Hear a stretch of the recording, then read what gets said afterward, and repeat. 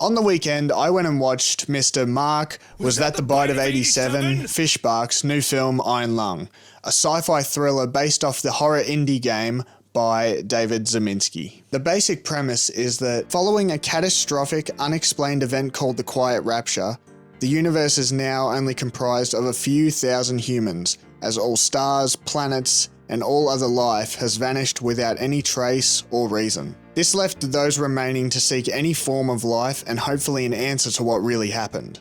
These people are set into two main factions, the people of Eden and the people of the Consolidation of Iron, or COI for short. The soldiers left during this battle are taken by the COI and forced into the Convict Realization Program. They are tasked with finding more natural resources on blood moons, something just recently discovered. Simon, our main protagonist, is one of these soldiers.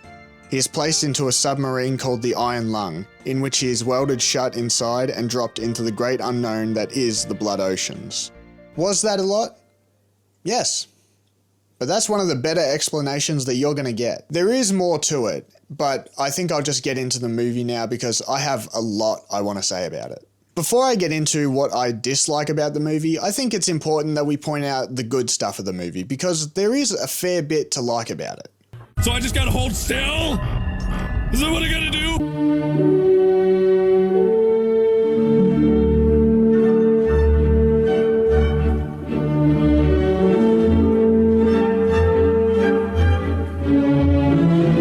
My first big positive is Mark had complete creative control over the film. Of course, he was, bound to the law of the game and the gameplay and whatever else, but this was his movie. He didn't have any other studios telling him what to do. This was self-financed, and to that end, I think he did a good job with what he had. It's a beautiful looking film. For how much he spent, I really think this looks cinema quality, and I think the majority of the cinematography and his direction, it's really solid. Now, I'm going to run a little contrary to the belief, but I don't actually think that Mark's acting was that bad. Maybe a little flat in moments, but people have been blowing that out of proportion. I think he did just fine and he held his own for the majority of the movie. I think Mark's writing in terms of the changes he made from game to screen were, one, very important, but two, very well done. For example, the notes that you get in the game, he changed some of that to voice recordings. That is good, and it still fills you in on the same information that you get from the game. So that's a big positive. My last big positive for the film is actually going to be the special effects. A lot of these shots are incredible. Now, it may only amount to about 2 minutes of the actual film, but stuff like the blood ocean sequence and the, backstory stuff with Simon, it looks great.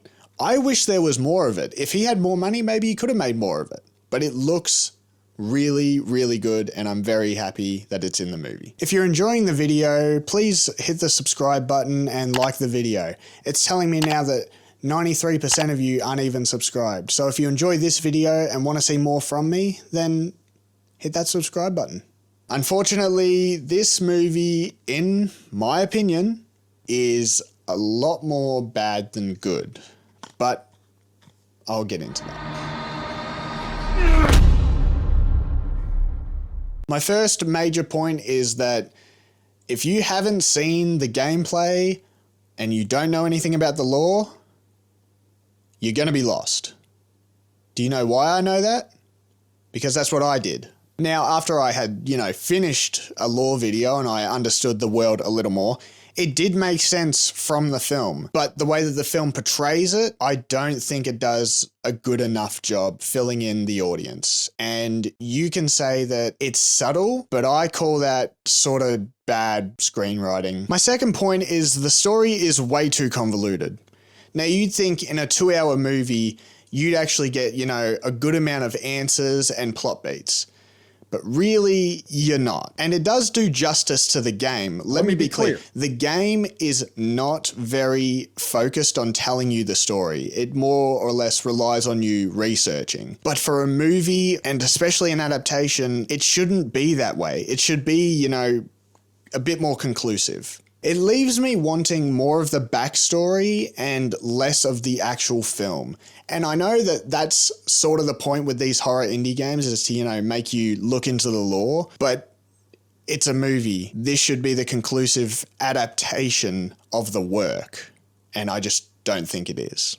Now, when it comes to the strong sequences, like the more thriller aspects of the movie, I think it actually does really well, and I think Mark did a great job conveying horror to me. But when it comes to pacing and shots that linger, it is really bad. Like, it is really, really bad. I've watched multiple movies that are over 3 hours, and I can tell you now, this movie felt longer than any of those movies. I think you could cut 30 minutes from this movie and it would still, you know, be a slow burn, but it wouldn't be the slow burn that feels like a drag. What I think Mark should have done is gotten maybe an assistant editor to help him out, because this sort of feels like a student film in the way that he's put a lot of stuff onto film. And I feel like he wants to keep all of it, but in the editing room, that's where you really trim off that fat and produce a movie that works well and flows and, you know, has all that good stuff. I think that's just what he should do with his next film. Keep in mind, this is his first movie, and it's a feature-length movie at that, so I don't think we should criticize it too harshly. I also think the writing isn't great. Now, I think he did a great job with the characterization of Simon and actually fitting in the lore details into his backstory, giving it a little more of a cohesive feel, but I think where he falters is the dialogue. Most lines resort to the word fuck, and the emotional beats are most of the time really hit or miss for me. While Mark's acting is fine, I do think it would have helped if they had gotten someone a little more experienced. Some of the comedic timing wasn't really all there, and I feel the emotional beats started working a little more during the very end of the movie, but I think that's because Mark finally settled into the character around that time. The entire movie, we're trying to figure out the mystery of the quiet rapture. Why is Simon down in this submarine? What's he looking for? You know, all these questions, and in the end, you get no answers. It just ends ambiguously. And I get that's how the game does it, and the movie is a lot more hopeful in its ending, but still, I feel like we should have gotten a fair bit more than we were given. The worst thing is, I think Mark could have improved on this movie greatly if he had just let go of the reins a little bit. Directing is a hard gig. Writing and directing is an even harder gig, but he also edited and acted in it pretty much alone. The movie business is built off of teamwork, and I understand that he wanted creative control over his work, and ultimately he did self-finance it. He does have final say. But in this instance, Mark bit off a little more than he could chew with this movie, and it shows in the worst ways. That's my review of Iron Lung. Now, I want to preface this by saying I think it is awesome that a YouTuber has been able to make a feature-length movie and get it into cinemas everywhere. I live in a rural town in Australia. Do you know how hard it is for us to get the big movies here? We got Iron Lung in my local cinema. That is awesome, and I'm really happy for the bloke. Now, this is Mark's first movie, and most people's first movies suck. And I don't want to, discourage him.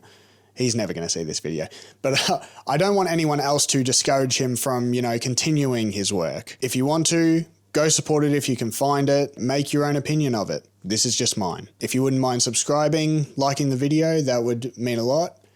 And yeah, I'll see you in the next video.